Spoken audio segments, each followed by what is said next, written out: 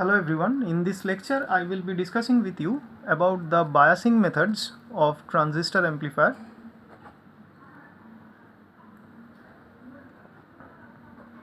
So let us start with two basic biasing methods. First is base bias. Base bias is such a biasing method. It is given to transistor to fix up the base current, and in this biasing method transistors primarily act as switching circuits. Let us first draw the basic circuit of base bias. Take an NPN BJT.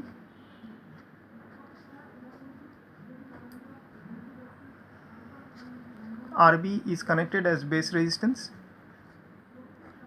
and VBB is the base bias voltage. Source applied and the transistor is working in common emitter mode. Emitter is grounded. RC is the resistance at the collector terminal and VCC is the collector bias source. So this is the basic base bias circuit, basic circuit.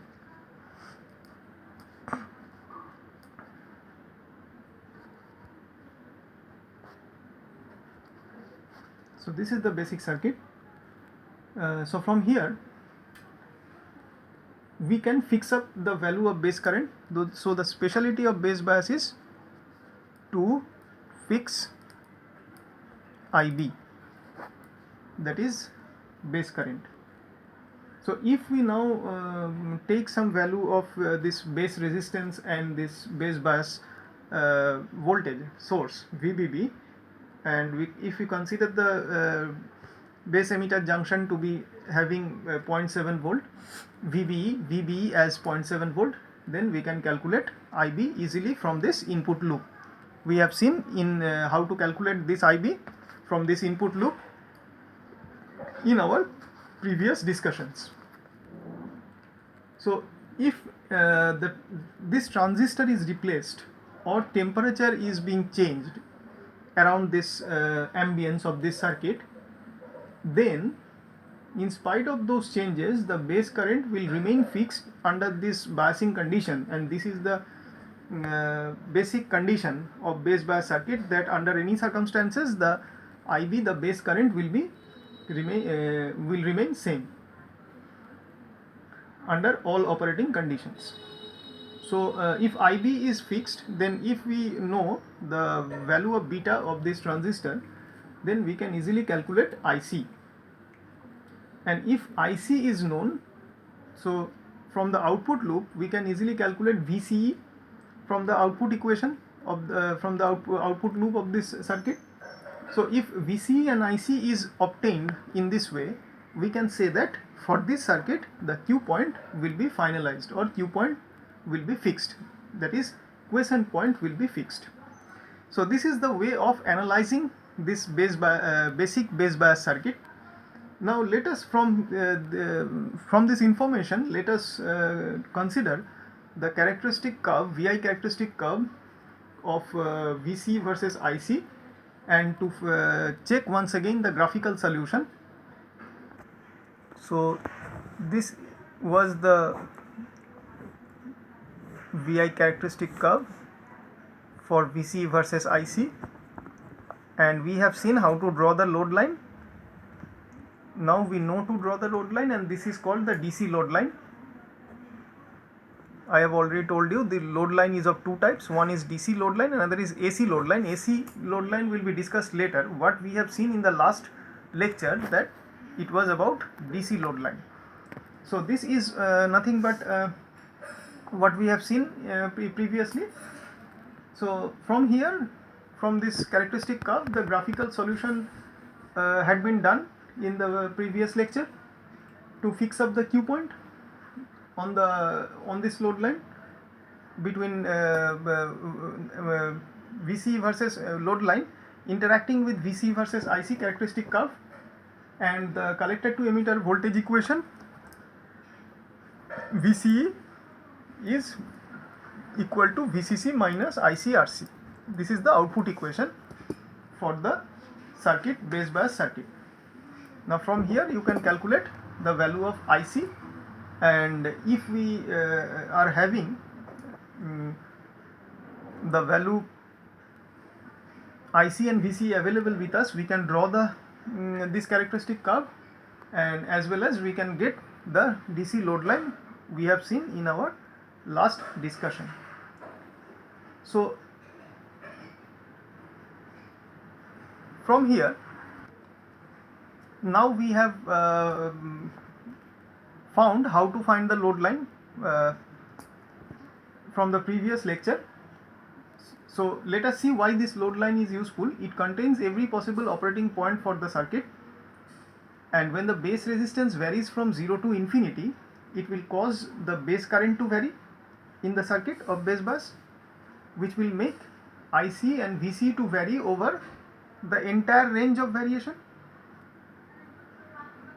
So if we plot those entire range of set of values, entire range set of all values of IC and VC for every possible value of base current, we will definitely get the load line.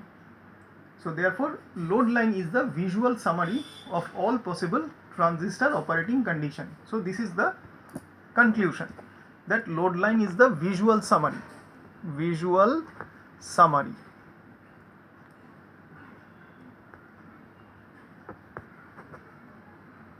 Load line is the visual summary of all possible transistor operating condition. So this is the physical significance of dealing with DC load line. Now let us discuss something about the saturation point from the concept of this load line. When the base resistance is too small, there is too much collector current, because the collector emitter and the collector emitter voltage drops to approximately 0. If the collector current is very high, then the drop in the RC resistance will be very much higher. So this voltage VCE will be approximately 0. So in this case the transistor goes into saturation. Now when VCE is approximately equal to 0, that means it is coming towards this area, that is this point, the VCE value is going down and down and down up to the origin, and you know at around the origin area, when VCE value is very small, is the region of saturation. So transistor will go into the saturation in that case. So it will mean that collector current has increased to a maximum possible value, and this saturation means it is the saturation of the collector. That means at that point the collector current will catch up a saturation value.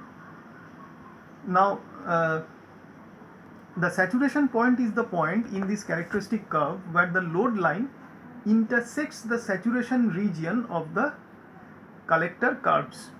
That means this is the load line, it intersects the saturation region of the collector curves. So this is the saturation region.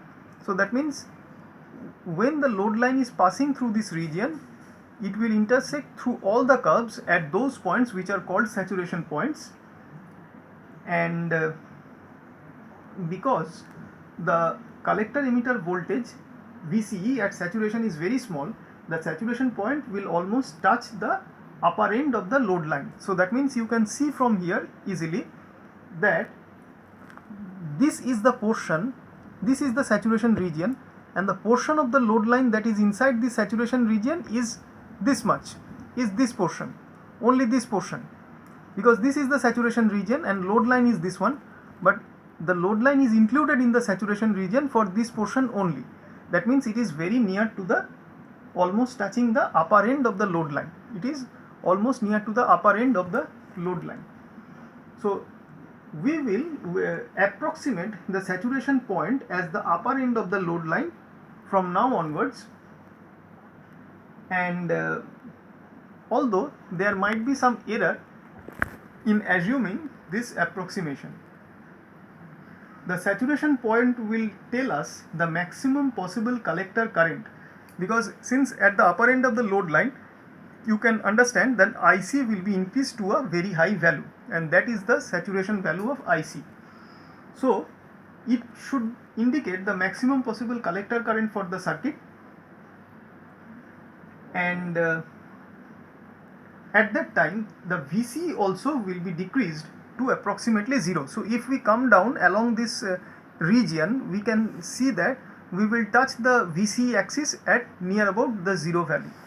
So the saturation point will be that point when IC will be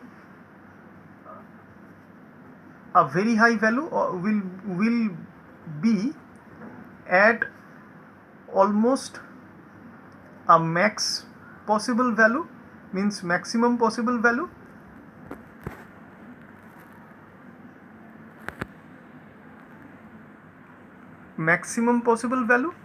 and VCE almost equal to 0. So there is an easy way to find the current at saturation point. If we visualize a short circuit between the collector and emitter, to get this saturation point, then VC will drop to 0. So collector to emitter, if it is shorted, you know that shorting means the voltage is 0. So if you short the collector to emitter, if you short the collector to emitter current path, then it will be assumed that the VC will drop to 0, and from there we can calculate the value of IC. From here, if VC is considered as 0, then IC is nothing but VCC by RC. So from here, this IC will give us the saturation value, because in this case, from this equation we have substituted VC equal to 0 to find the saturation point, and for this VC equal to 0, whatever is the value of IC is the saturation value. So this is the explanation of finding the saturation point from base bias circuit. So from here we can write it as IC sat is VCC by RC. So this is the formula for saturation collector current when the condition is when VCE is equal to 0. Now let us find the cutoff point. Now since it is having a saturation point, obviously at the contrary there will be a cutoff point. A cutoff point is that point at which the load line intersects the cutoff region of the collector curves, and you know the cutoff region is almost touching this area, voltage axis. So because the collector current at cutoff is very small, almost equal to 0, the cutoff point almost touches the lower end of the load line, because this region means you can see the IC will almost touching the 0 value. That means no flow of collector current. That means transistor will not be producing any output current. That means transistor will be said to be in cutoff mode. So the lower end of the load line will indicate the cutoff region or the cutoff point near to it, and this point will tell you the maximum possible collector to emitter voltage for the circuit, because in this region the lower end means here the VC value will be appreciably high. So at the cutoff point the VC will be at a maximum high value almost. Now how to find the cutoff voltage? It is having a simple process. What we should do, since VC is of cutoff value, VC is having a very high value, for getting the cutoff point we can visualize an open circuit between the collector and emitter. So in the previous diagram, if we see this circuit diagram, this is the VCE. Now if we open this two nodes between VC and VE, if we open the transistor, that means if we remove out the transistor from here, then collector terminal and emitter terminal will be opened. An open circuit means a high voltage. you know. So in that case, if we visualize this thing, in that case we can find the cutoff point. Since there is no current through the collector resistor for this open condition, we can say that from the collector supply, the whatever is applied as VCC, that will appear between the collector to emitter terminal, because no current will flow, and if no current will flow, IC is equal to 0. This term in this equation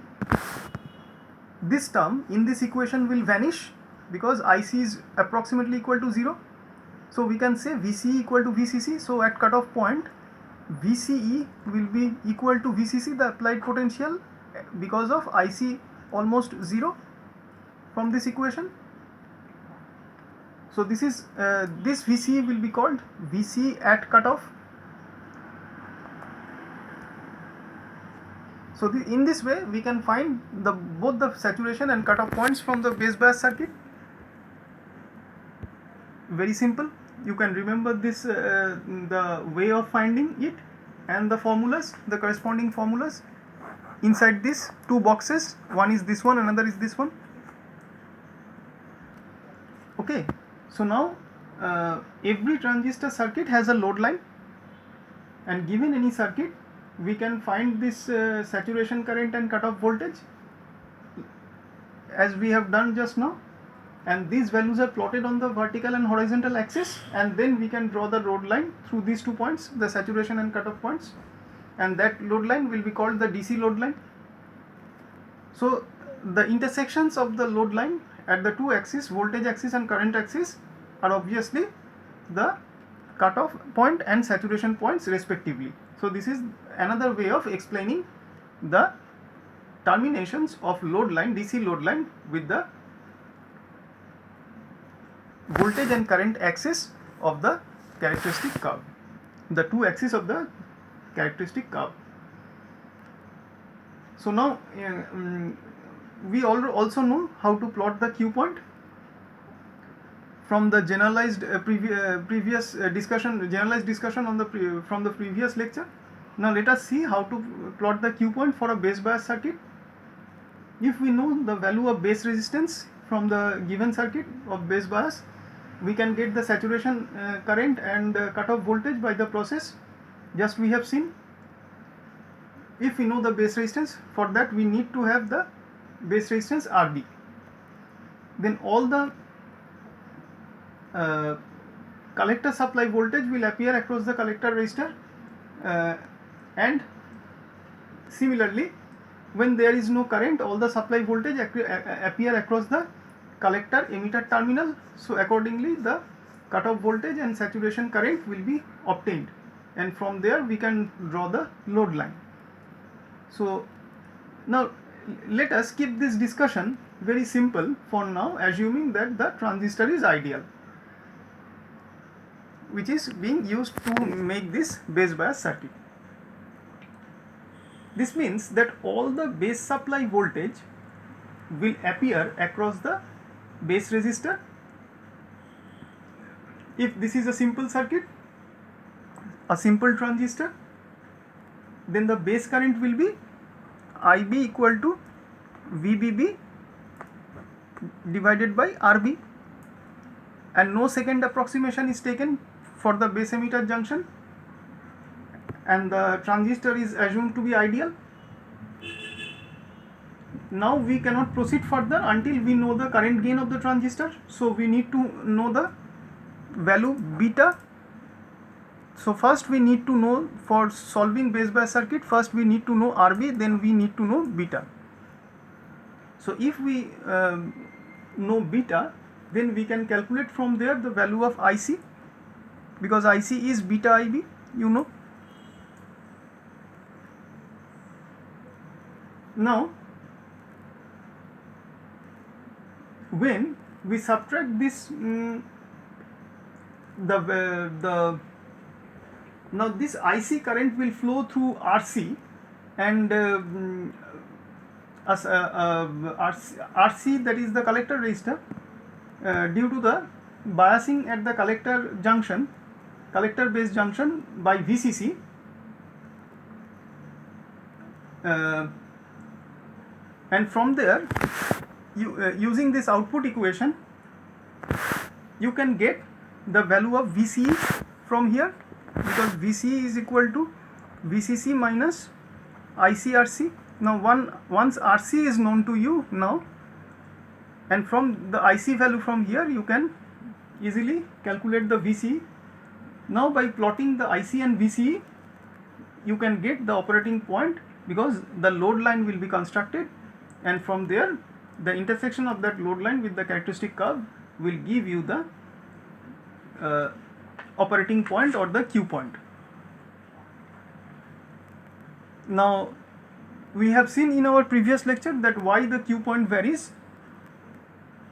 Here we if we are having some current gain beta at a fixed value.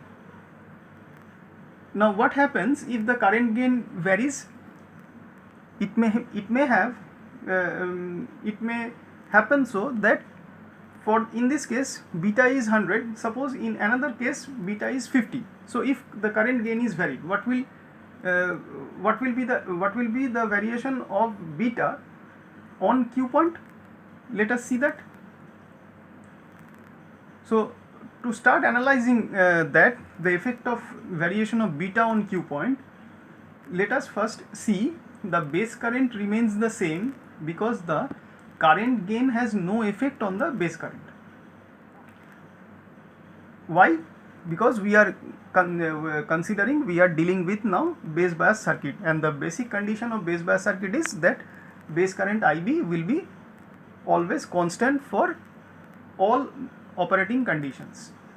So if beta varies, in spite of that variation, the base current IB will be same. So if base current is same, that means with the new beta we can get a new IC, that is collector current, based on this equation, and from there we can calculate a VCE based on this equation. So from that value, from those values of IC and VCE, we can get a new Q point.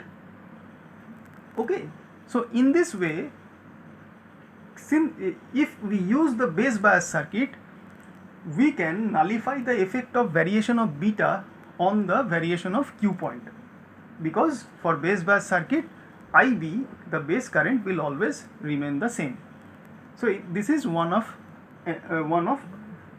an important feature of using base bias circuit. So in this way, in this fashion, we can say that the Q point, with the variation of beta, the Q point may vary between cutoff region to saturation region, all along this load line. So that's why for different values of beta, Q point may lie at the cutoff region, for some other values Q point may lie at the saturation region, and it is not necessary that beta may lie inside the middle of this load line, that means to be existing at the active region. So in this way we can say that since the variation of Q point is from cutoff to saturation region through the two extremities of the load line, we can say that by using the base bias condition, the variation of Q point may be between the two extremities of the load line from cutoff to saturation. So that's why we can say that the base bias circuits are primarily used for switching applications and not only for amplifying purpose, because of the greater range of movement of Q point because of base bias condition. So that's why at the beginning I had told you that the base bias circuit is primarily used for switching applications, and the emitter bias is primarily used for amplifying applications. So here it is established that why base bias is primarily used for switching applications. It is, once again I am telling you that, I repeat, because of the Q point, because IB remaining fixed, the Q point can vary throughout the whole range of two extreme values of load lines, that is from between cutoff to saturation, and between cutoff to saturation means between off to on condition, of the transistor, and off on means it is actually the switching. So we can say that the base bias method will help us to make the transistor work for switching applications rather than amplifying applications.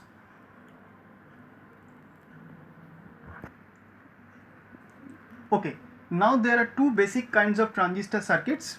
One is, I have already told you, amplifying circuit, and another is switching circuit.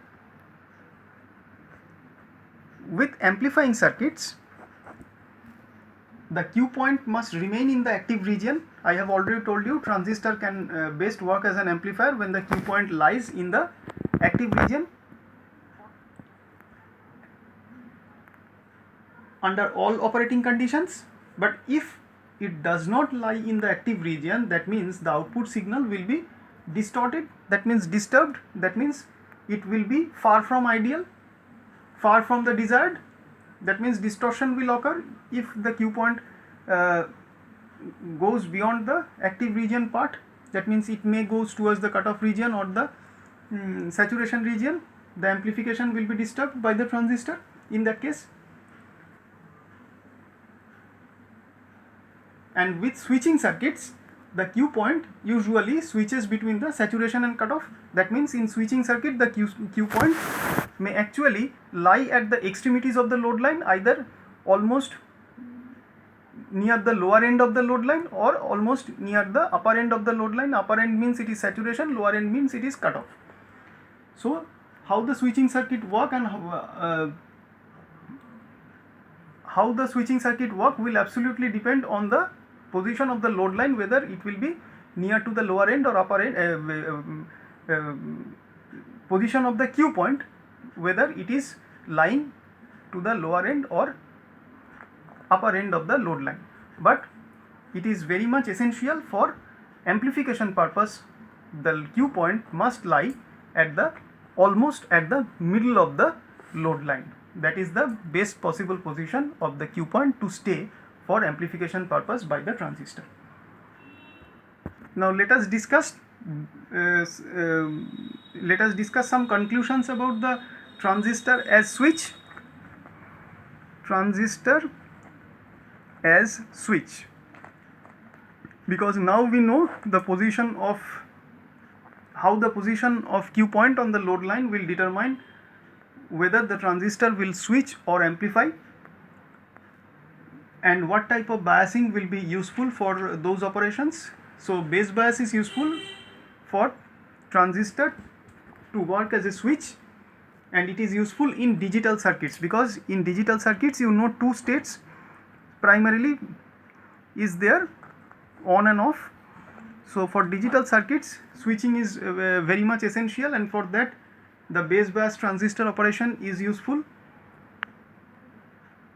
And these circuits are used to usually designed to operate in saturation and cutoff, and because of this they have either low output voltage or high output voltage because of digital switching, and none of the Q points between saturation and cutoff are used. That means only the Q points will lie either near the saturation or near the cutoff and nothing in between. And for this reason variation in the Q point don't matter, because the transistor remains in saturation or cutoff when the current gain changes. You know, when the current gain changes, the Q point may move to and from saturation region into the cutoff and back, and so it doesn't matter where the Q point will lie for transistor switching action. So here we can find a similarity between the operation of digital circuits, which is having a low state and high state, along with the similarity of transistor as switch, which is having a saturation state and a cutoff state of operation. So there is a similarity between the digital circuit and transistor as a switch.